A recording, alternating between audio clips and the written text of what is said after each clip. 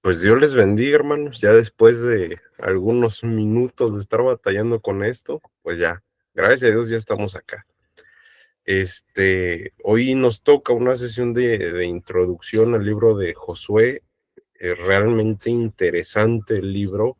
Se me hace bien profundo todo lo que contiene, a pesar de que, como ya lo sabemos, pues es un libro histórico para poder introducir al estudio de este libro, como ya tenemos costumbre, ir de manera pausada y yendo incluso a veces versículo por versículo, pues antes vamos a presentar la agenda de trabajo para la próxima semana, ya empezar en forma con el libro. Vamos a estar viendo el autor, el trasfondo histórico en el cual se desarrolla la redacción del libro, la fecha de composición, su mensaje teológico, la estructura del libro y vamos a estar viendo, como siempre, también la cristología, ¿verdad? A Cristo en el libro de Josué. Es un libro bastante interesante que ahorita vamos a estar viendo algunos datos, pues que incluso en lo personal se me hicieron curiosos, como que los desconocía. Y, por ejemplo, en cuestión del autor, resulta interesante, mis hermanos, que, bueno, pues para empezar, no existe, según algunos críticos, que no existe una certeza absoluta sobre quién es el autor del libro de Josué. Lo vamos a ver un poquito más adelante, pero supuestamente la tradición enseña que hubo una serie de autores que intervinieron para formar precisamente pues el libro de Josué. Entonces, se cree que los primeros capítulos, los primeros 12 capítulos fueron escritos por Josué y posteriormente hubo otras personas que estuvieron en este proceso de redacción, ¿no?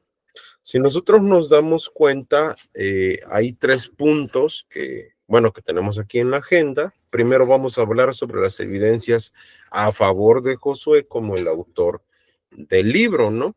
Y bueno, si nos percatamos en la lectura, pues vamos a ver que el libro en su mayor parte se centra en la vida y la obra de Josué. Nos vamos a dar cuenta también que otro punto a favor de esta postura es que el estilo y el lenguaje en su gran mayoría son consistentes tanto con la época de Josué como, pues ahora sí, en un sentido o en un estilo de redacción. También nos vamos a estar percatando que pues solamente una persona que estuvo presente en todo lo que este libro nos narra, pues pudo haber redactado este libro. Pero pues también hay otra postura en la crítica textual donde nos dice que hay puntos en contra para pensar que Josué fue el que escribió todo el libro. Por ejemplo, que el libro de Josué tiene algunas referencias a eventos que ocurrieron después de la muerte del propio Josué. Y que si nos damos cuenta, a partir del capítulo 12 en adelante, pues el libro no tiene un sistema de redacción uniforme a partir del capítulo 12, lo que sugiere que por el estilo de redacción, pues otra persona probablemente pues escribió. Ahora, la mayoría de los teólogos, de las personas que están involucrados en la crítica textual, pues llegan a especular quién pudo haber redactado a partir de este capítulo 12 el libro de Josué. Algunos dicen que fue Eleazar, otros dicen que fue Fines, el hijo de Eleazar, y otros piensan que fue Samuel el profeta.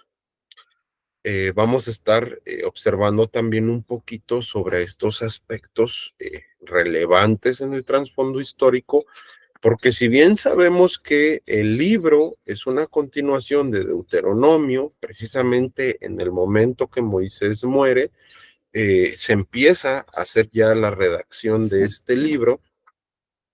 Hay unos puntos muy importantes que van a destacar a nivel histórico, ¿no? En el momento que Moisés muere, pues Josué queda con la batuta de llevar al pueblo a la tierra de Canaán. Todavía no era un hecho concreto.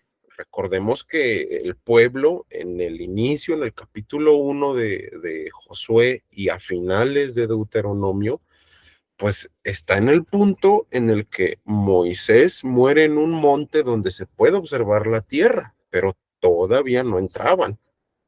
Y en el momento de que el pueblo va rumbo a la tierra prometida, pues tienen que cruzar el río Jordán y al ingresar al río Jordán, empieza una serie de sucesos que son milagrosos, que también son importantes a nivel histórico, como el cruce del río. Lo vamos a estar estudiando más adelante, pero en el momento que los sacerdotes llevan el arca del pacto, el Señor le dice a Josué que el arca iría adelante y en el momento que la planta del pie del sacerdote tocara el agua, pues entonces el Señor detendría el flujo del agua para que pudiera pasar el pueblo por el Jordán. Y es interesantísimo ver que se repite de alguna manera la historia que ya venimos estudiando desde Éxodo. Dios le da una serie de señales al pueblo donde nos habla de su fidelidad.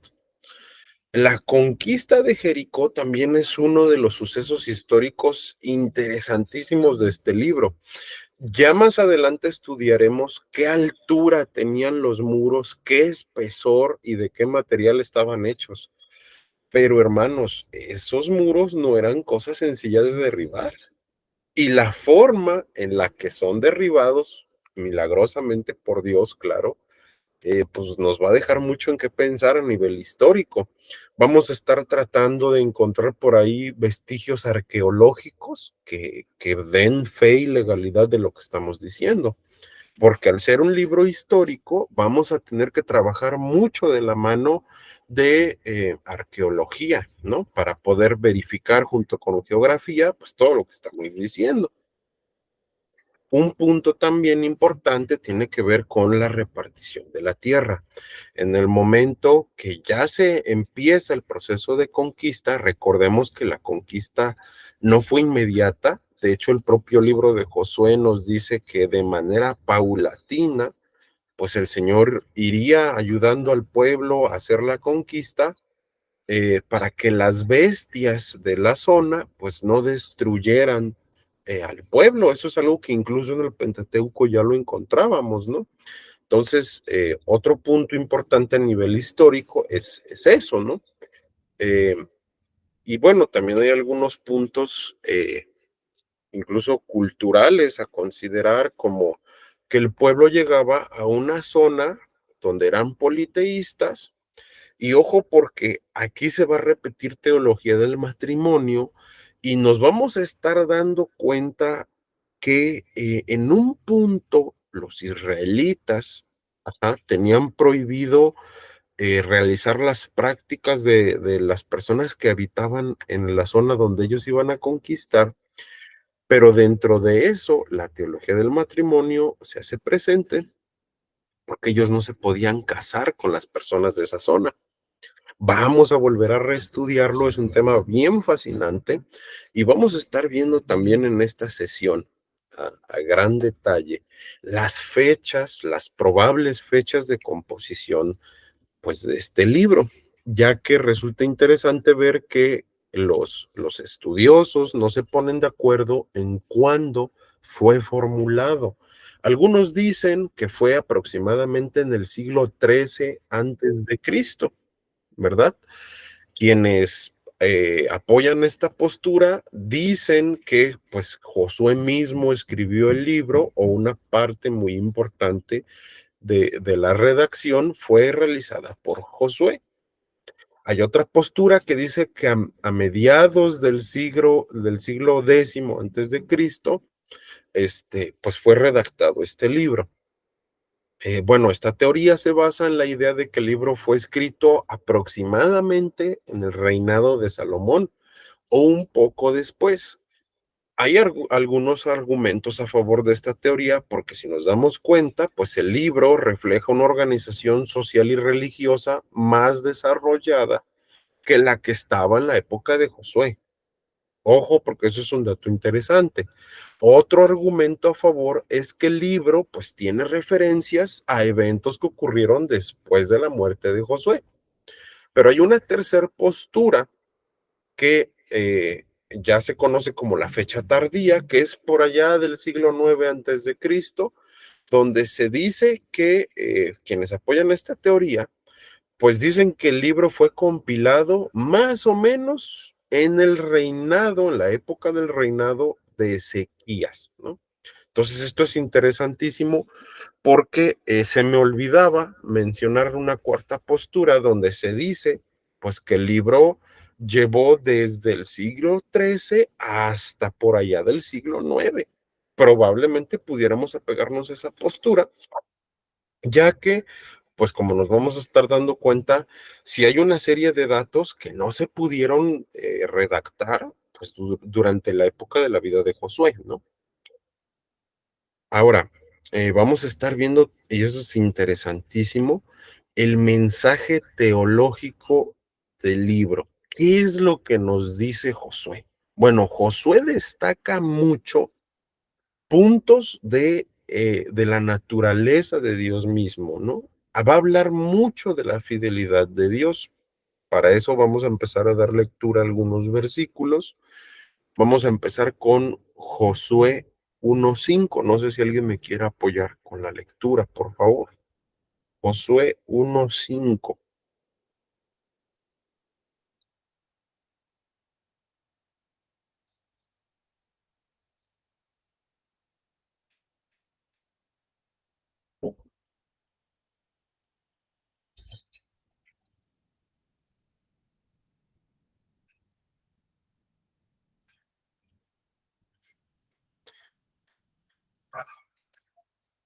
Vamos a darle lectura. Dice lo siguiente: nadie te podrá hacer frente en todos los días de tu vida. Como estuve con Moisés, estaré contigo, no te dejaré ni te desampararé.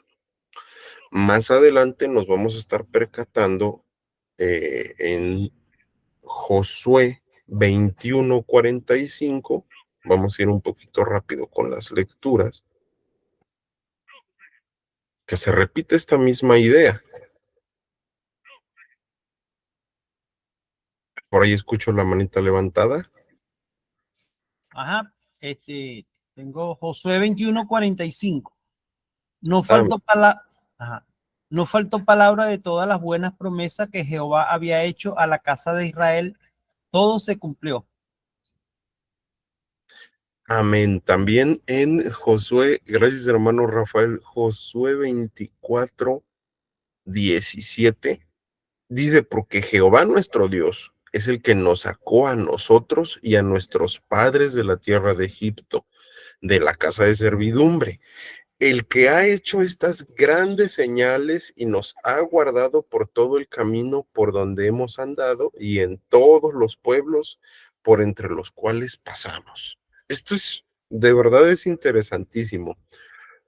Este pasaje condensa todo lo que vimos en Éxodo, en Levíticos, en Números, en Deuteronomio y estamos iniciando con Josué. O sea, lo que nos recuerda este pasaje fue que el pueblo sale del desierto, de Egipto, perdón, va rumbo al desierto y en medio de todo esto Dios siempre proveyó maná, sacó agua de la peña, mandó codornices, o sea, fue una cosa impresionante. Recordemos que la generación que está entrando a la tierra prometida en este momento de la Biblia son quienes vieron morir a sus padres a causa de la desobediencia. Mas, sin embargo, Dios se muestra fiel en dejar que ellos entren.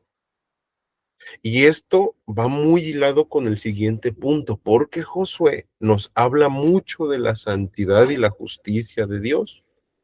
De hecho, si nosotros nos regresamos en Josué 3,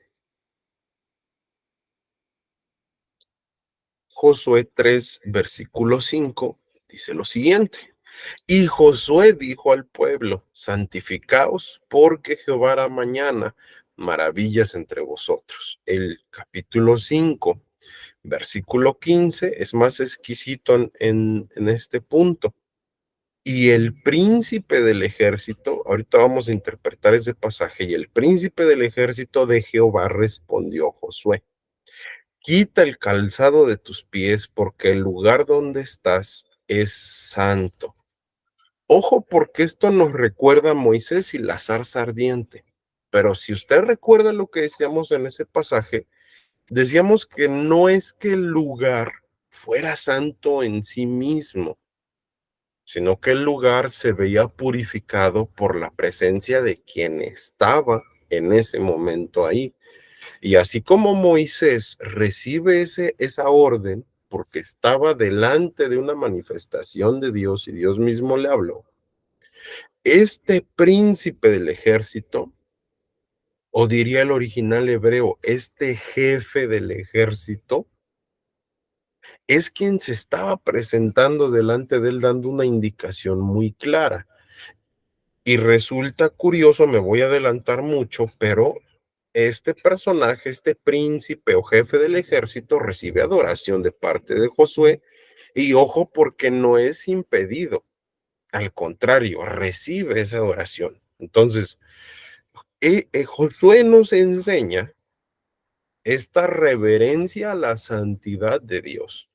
Pero es muy curioso porque Josué era un teniente coronel o era una persona de alto rango del ejército.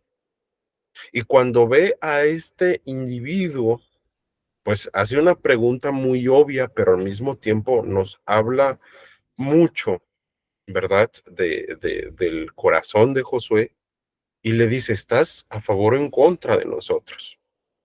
Se reconocía la fuerza del individuo con el que estaba hablando, reconocía que era de un rango o es de un rango superior. Y eso nos habla también de la propia visión y el entendimiento de Josué sobre la santidad de Dios. Ahora, Josué también habla mucho de la importancia de la obediencia para el éxito pues, de la práctica tanto espiritual como de los propósitos de Dios en nuestra vida. Josué 1:8 dice: nunca se apartará de tu boca este libro de la ley, sino que de día y de noche meditarás en él, para que guardes y hagas conforme a todo lo que en él está escrito, porque entonces harás prosperar tu camino y todo te saldrá bien. Si nosotros nos damos cuenta, el pueblo recibió las leyes de Dios desde el Éxodo, pero Moisés sube al Sinaí o al monte Oreb, es lo mismo, recuerden que es lo mismo, y entonces en ese momento pasa un poco de tiempo, el pueblo se desespera, empieza la idolatría por medio de Aarón, y ya la regaron con los mandamientos, ¿no? Y Josué está tomando el papel de Moisés de enseñar, de educar nomotéticamente o en las leyes de Dios.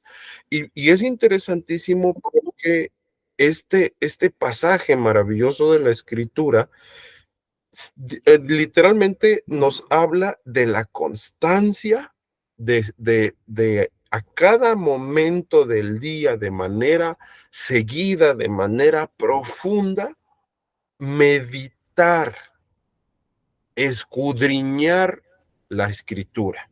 Y eso para llegar al éxito del propósito de Dios, porque eso es otro punto interesante, no de nuestros planes de vida, no de nuestros proyectos, no de lo que queremos, no, de los propósitos de Dios. Si nosotros nos regimos por el propósito de Dios, trabajamos en el propósito de Dios, hemos de hacerlo bajo sus lineamientos. ¿Y dónde los vamos a obtener? Simple y sencillamente en la Biblia. Ahora, esto también nos lleva a el estudio de las consecuencias de la desobediencia. El capítulo 7 nos describe precisamente la rebelión de Acán. Vamos a estar viendo todas las consecuencias que trajo para el pueblo, la mortandad y demás. Parte del mensaje teológico de Josué es el siguiente: no repitamos lo que las generaciones pasadas hicieron mal delante de Dios.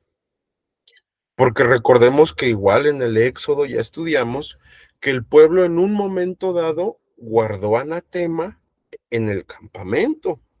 Entonces Dios hace que se abra la tierra y que mueran las personas que habían hecho esto. Se colgaron a los príncipes del pueblo. Y ahora Josué 7 nos vuelve a hablar de las consecuencias de la desobediencia, que como ya estudiaremos en los siguientes libros históricos y sobre todo el libro de Jonás y Abdías nos dice esto, el pueblo muchas veces, al igual que nosotros, tiene temporadas de una obediencia muy firme, como fue en la época de Josué, y después vuelven a pecar. Ojo con eso porque es un dato muy interesante. Entonces, también nos habla de la importancia de la comunidad. Dios nos diseñó para vivir en comunidad. La propia Biblia dice que no es bueno que el hombre esté solo. Dios crea a la iglesia con un modelo social, un modelo comunitario, donde hay dos puntos especiales que ahorita vamos a ver en Josué, pero tienen mucho que ver con la preservación de la ley de Dios y con la preservación de la enseñanza y la instrucción a toda la comunidad del pueblo de Dios. Josué 4, alguien por favor que me ayude a la lectura, Josué 4, versículos 1 al 9. Vamos a ver qué dice.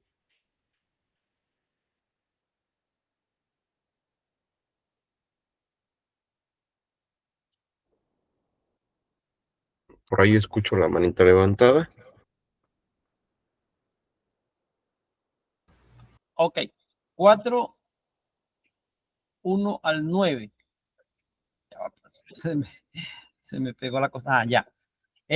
Cuando toda la gente hubo acabado de pasar el Jordán, Jehová habló a Josué diciendo: tomad del pueblo 12 hombres, uno de cada tribu, y mandadles diciendo: tomad de aquí en medio del Jordán, del lugar donde están firmes los pies de los sacerdotes, 12 piedras, las cuales pasaréis con vosotros, y levantadlas en el lugar donde habéis de pasar la noche.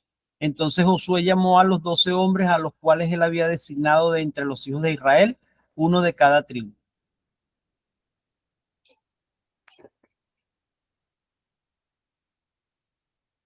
1 al 4, ¿verdad? Es 1 al 9, por Al favor. 9, perdón. Ajá. Y les dijo Josué: pasad delante del arca de Jehová vuestro Dios a la mitad del Jordán, y cada uno de vosotros tome una piedra sobre su hombro, conforme al número de las tribus de los hijos de Israel, para que esto sea señal entre vosotros, y cuando vuestros hijos preguntaren a sus padres mañana, diciendo: ¿qué significan estas piedras?, le responderéis que las aguas del Jordán fueron divididas delante del arca del pacto de Jehová cuando ella pasó el Jordán. Las aguas del Jordán se dividieron y estas piedras servirán de monumento conmemorativo a los hijos de Israel para siempre. Los hijos de Israel lo hicieron así como Josué les mandó. Tomaron 12 piedras de en medio del Jordán como Jehová lo había dicho a Josué, conforme al número de las tribus de los hijos de Israel, y las pasaron al lugar donde acamparon y las levantaron allí.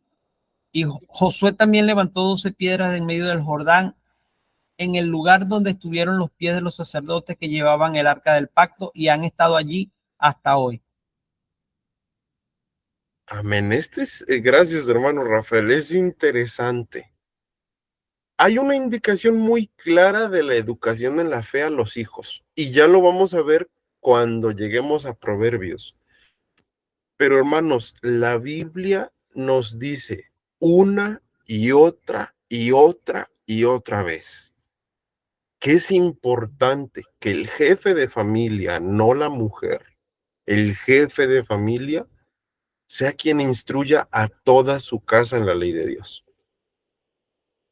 Eso es curiosísimo, porque actualmente en Latinoamérica principalmente, y bueno, yo creo que en gran parte de todo el mundo, no estamos centrados en educar a nuestra familia, los varones. Estamos centrados en el trabajo, en la provisión, pero no en la educación bíblica en nuestro hogar.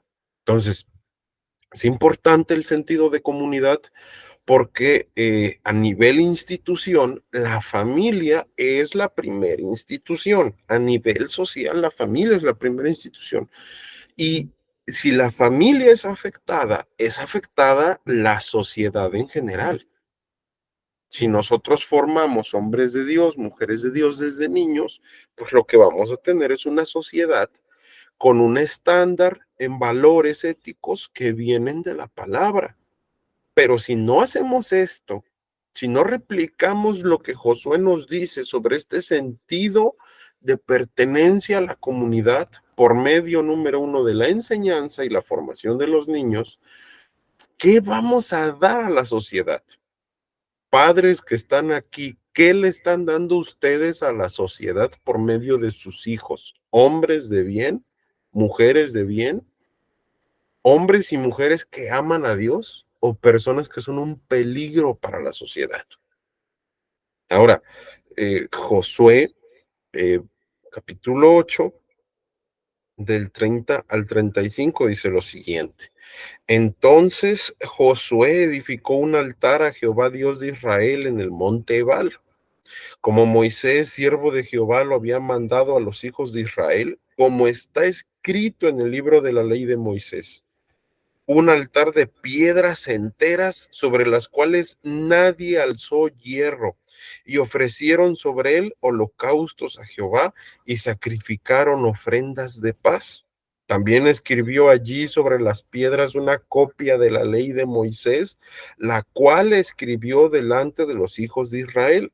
Y todo Israel con sus ancianos, oficiales y jueces estaba de pie a uno y otro lado del arca en presencia de los sacerdotes levitas que llevaban el arca del pacto de Jehová, así los extranjeros como los naturales. La mitad de ellos estaba hacia el monte Gerizim y la otra mitad hacia el monte Ebal, de la manera que Moisés, siervo de Jehová, lo había mandado antes para que bendijesen primeramente al pueblo de Israel. Después de esto, leyó todas las palabras de la ley, las bendiciones y las maldiciones, conforme a todo lo que está escrito en el libro de la ley. No hubo palabra alguna de todo cuanto mandó Moisés que Josué no hiciese leer delante de toda la congregación de Israel y de las mujeres, de los niños y de los extranjeros que moraban entre ellos. Hermanos, la enseñanza es el punto focal desde el Antiguo Testamento.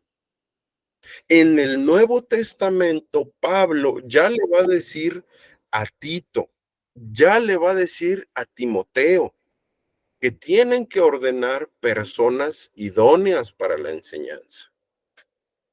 Parte de los requisitos del obispado son ser apto para enseñar.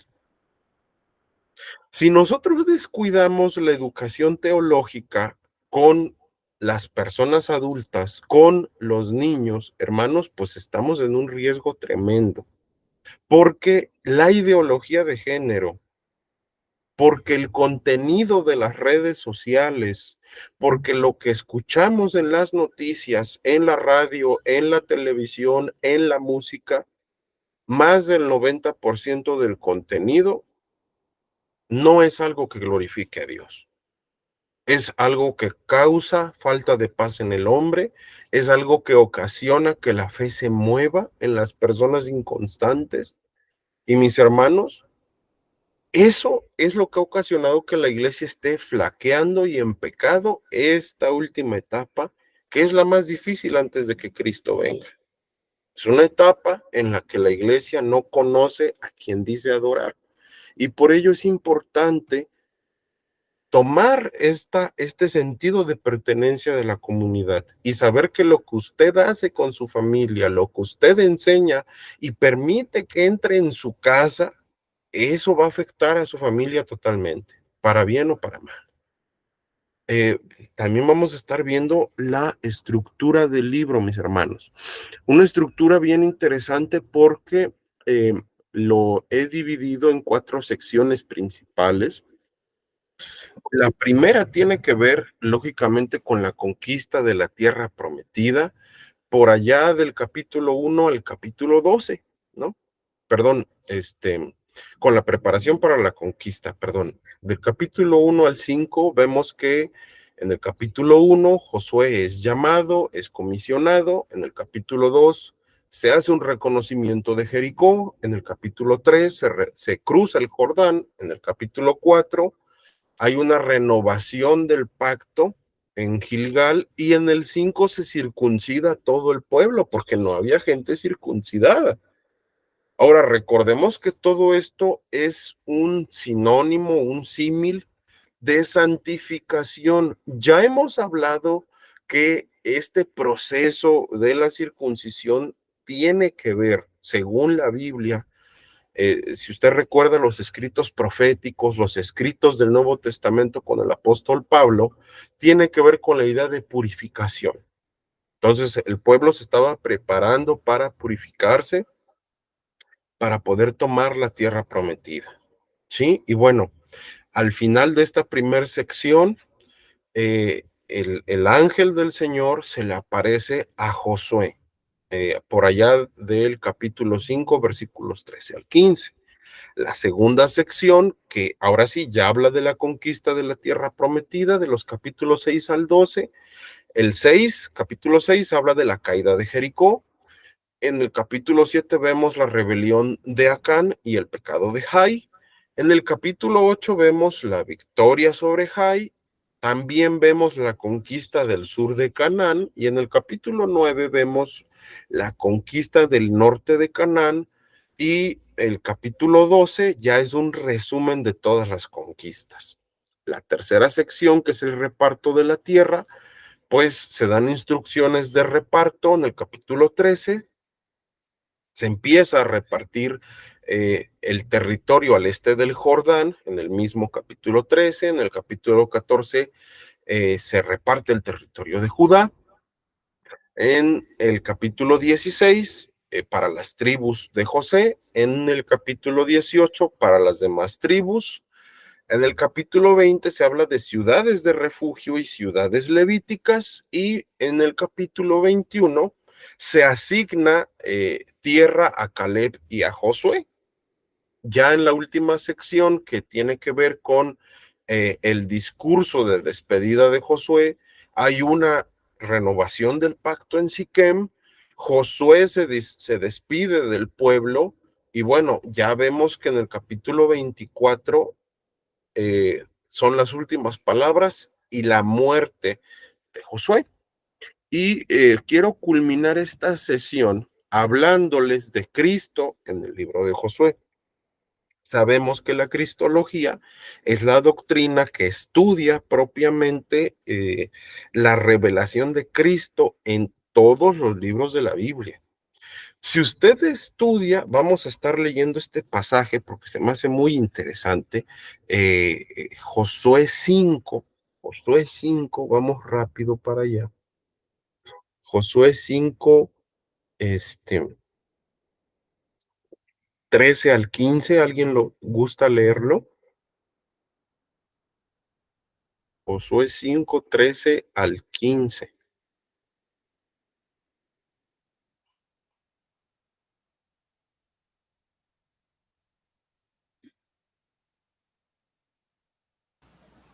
Amén, mi hermano. Amén.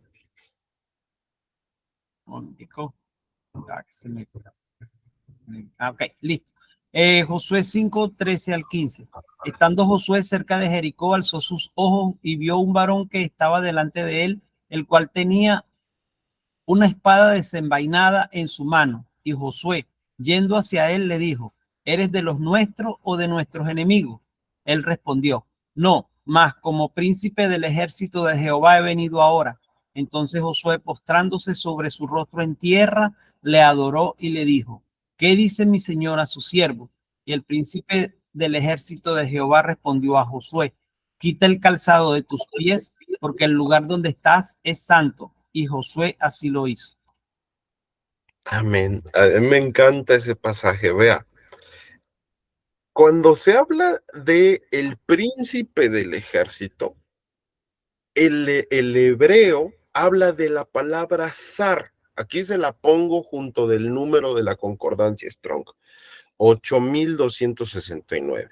Este vocablo zar es descrito por el Agat Bereshit en el capítulo 32, en la sección 64, con una interpretación que nosotros no debemos de estar de acuerdo.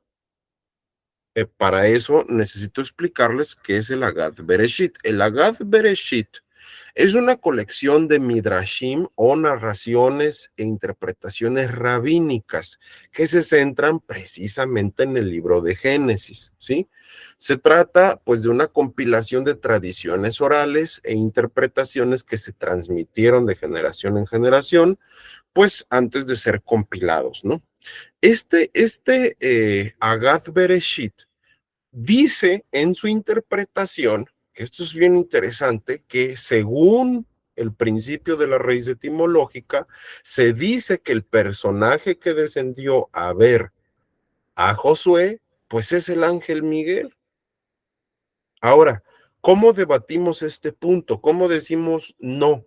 Bueno, si nosotros nos damos cuenta en la Biblia, hay ángeles que recibieron adoración y ellos se negaron rotundamente.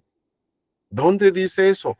Vamos a estar viendo dos ejemplos nada más. Apocalipsis 19:10.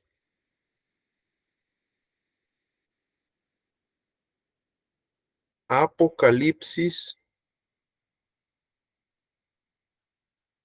19:10. Vea lo que dice la palabra. Yo me postré a sus pies para adorarle. Y él me dijo, mira, no lo hagas. Yo soy consiervo tuyo y de tus hermanos que retienen el testimonio de Jesús. Adora a Dios porque Él es el testimonio de Jesús, porque él es el testimonio de Jesús, es el espíritu de la profecía. Ojo, aquí hay un ejemplo donde un ángel no tolera ser adorado. Otro ejemplo, Apocalipsis 22:8-9.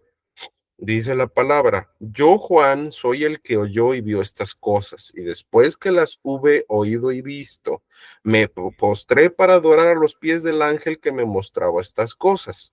Pero él me dijo, mira, no lo hagas, porque yo soy consiervo tuyo, de tus hermanos los profetas y de los que guardan las palabras de este libro. Adora a Dios.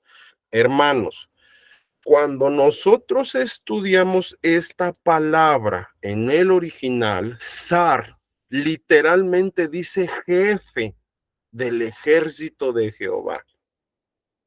Y si este ángel, según la Valera 60, esta traducción, este ángel recibe adoración, no puede ser otro que Cristo preencarnado.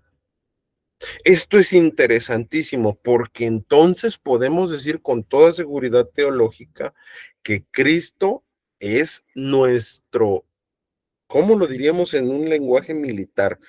Nuestro teniente coronel, no sé cuál sea el grado más alto del ejército, nuestro comandante. Él, mis amados hermanos, es quien rige todo. Quien rige todo, quien nos da la victoria, quien nos permite cumplir el propósito de Dios en nuestras vidas. Entonces, vea qué maravilloso es esto. Vamos a ver la figura de Cristo comandando la lucha para poder poseer la tierra de Canaán. Y recuerde lo que vimos la semana pasada. La entrada a la tierra de Canaán es un sinónimo de la entrada de los creyentes al cielo. Espero que sea de bendición para ustedes esta clase y que podamos disfrutar juntos las próximas semanas este maravilloso libro del libro de Josué.